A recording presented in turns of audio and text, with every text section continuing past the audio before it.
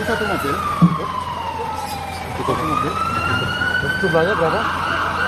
23. 23 cukup. Assalamualaikum warahmatullahi wabarakatuh. Selamat pagi pendengar RRI Purwokerto. Saya Robin Abdurrahman dalam Fokus Berita edisi Rabu 19 Mei 2021. Selama bulan puasa kemarin terdapat 6 klaster baru COVID-19 di Kabupaten Banyumas, yaitu muncul di Desa Tanggeran, Kecamatan Somagede, Desa Pekaja, Kecamatan Kalibagor, Danaraja, Kecamatan Banyumas, Karangcegak, Kecamatan Sumbang, Kebaran, dan Desa Karangtalun Kidul, Kecamatan Purwojati. Ratusan penderita COVID-19 dari 6 klaster baru tersebut muncul.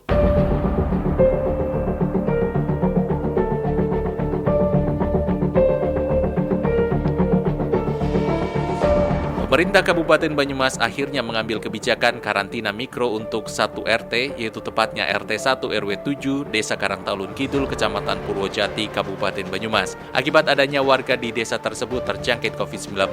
Kades Karangtalun Darso kepada RRI awal pekan ini mengatakan, pada awalnya ada salah satu warganya yang baru saja pulang dari Jakarta. Kemudian beberapa hari tinggal di rumah, selanjutnya mengajak kepada tetangganya untuk berkunjung ke Nusa Kambangan. Setelah pulang dari Nusa Kambangan, mengalami sakit dan dibawa ke rumah sakit, akhirnya dinyatakan positif COVID-19. Selanjutnya dilakukan penelusuran kontak, hasilnya 29 orang dinyatakan positif COVID-19.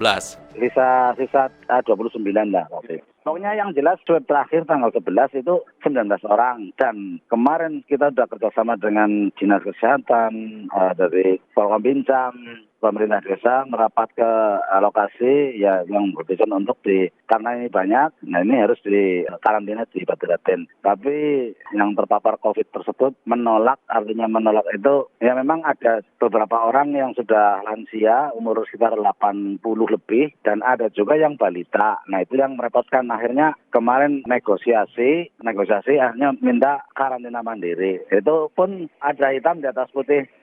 Itu kronologisnya seperti itu. Karena satu orang awalnya, satu orang.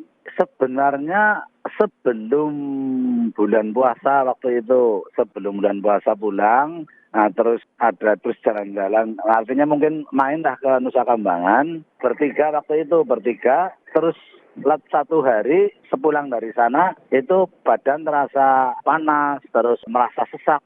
Itu akhirnya inisiatif sendiri ke rumah sakit dan di Animah itu diarahkan ke rumah sakit Aji Barang. Setelah di sana di swab seperti itu. Dari 19 orang itu yang di rumah sakit 1, 2, 3, 4, 5 orang. 5 orang ya, yang 2 di rumah sakit Islam, terus yang 3 di rumah sakit DKT.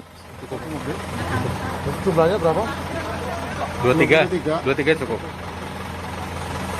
Jumlah kursinya Satgas COVID-19 Kabupaten Banyumas pada hari Sabtu 15 Mei 2021 menjemput 23 warga Desa Danaraja, Kecamatan Banyumas, Kabupaten Banyumas. Warga tersebut dinyatakan terjangkit COVID-19 berdasarkan tes PCR. Sebelumnya mereka telah menjalani isolasi mandiri. Kepala Dinas Perhubungan Kabupaten Banyumas Agus Nur Hadi mengatakan pihaknya melakukan penjemputan kepada warga Danaraja yang terjangkit COVID-19.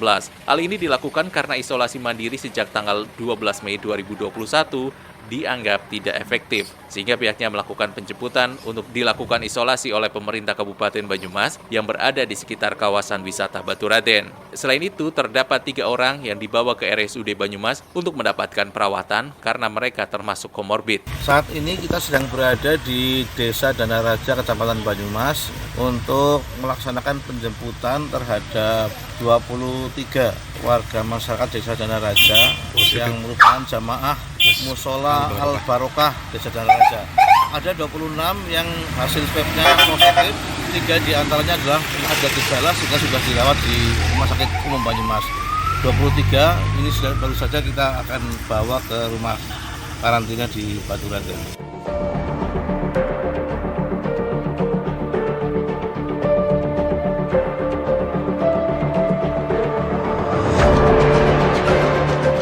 Ahli Pandemi dan Tenaga Ahli Gugus Tugas COVID-19 Kabupaten Banyumas, Dr. Yudi Wibowo meminta agar masyarakat dan pemerintah mewaspadai ledakan penderita COVID-19. Sebab berdasarkan data yang ada selama ini, mobilitas yang tinggi pada libur panjang berdampak pada peningkatan kasus corona di Indonesia termasuk juga di Banyumas. Selain itu, selama bulan puasa atau April hingga Mei 2021, terjadi kecenderungan penderita COVID-19 di Kabupaten Banyumas meningkat dibandingkan bulan sebelumnya. Maret 2021, jumlah penderita sebanyak 1.078 orang. April naik menjadi 1.193 orang, dan dari tanggal 1 hingga 16 Mei 2021, terdata 761 orang. Sedangkan jumlah kematian akibat COVID-19 di Kabupaten Banyumas pada bulan Maret 2021 sebanyak 27 orang, April 39, 1 hingga 16 Mei 2021 sebanyak 23 orang.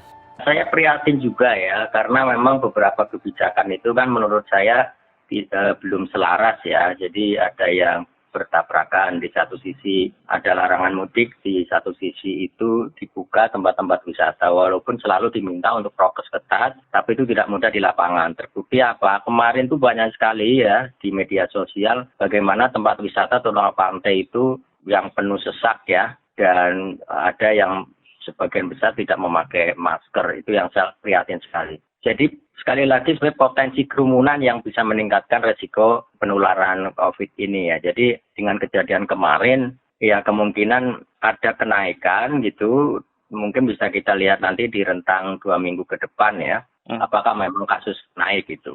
Tentunya ini jadi pembelajaran kita bersama lah ya, baik pemerintah maupun masyarakat. Ya kedepannya marilah, ini kan masalah bersama, jadi pemerintah juga harus konsisten mengeluarkan regulasi yang bisa selaras.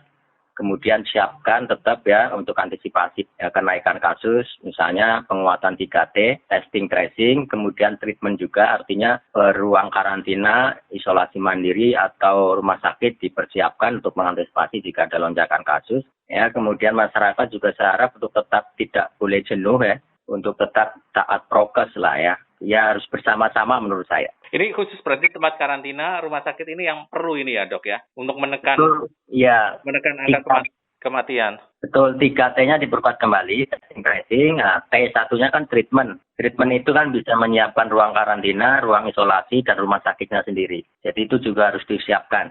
Perkiraannya adalah 2 minggu ke depan gitu ya dok. Kalau melihat 2 minggu tidak ada ledakan yang lebih banyak, berarti cukup aman seperti itu gitu dok. Ya, biasanya yang terjadi dari hasil analisis data epidemiologi yang selalu disampaikan oleh Satgas Pusat, itu biasanya 2 minggu pasca long weekend itu yang akan tampak kenaikan grafik kasus maupun kematian. Kalau kasus naik, biasanya diikuti dengan kasus kematian juga ya.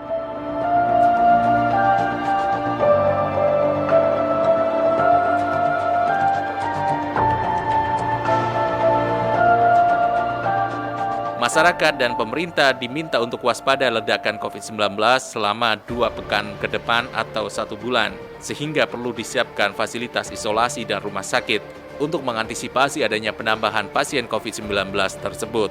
Tentu harapan kita tidak ada lagi penambahan pasien corona, namun semuanya harus dipersiapkan. Sekian fokus berita kali ini, saya Robin Abdurrahman pamit undur diri, selamat pagi dan wassalamualaikum warahmatullahi wabarakatuh.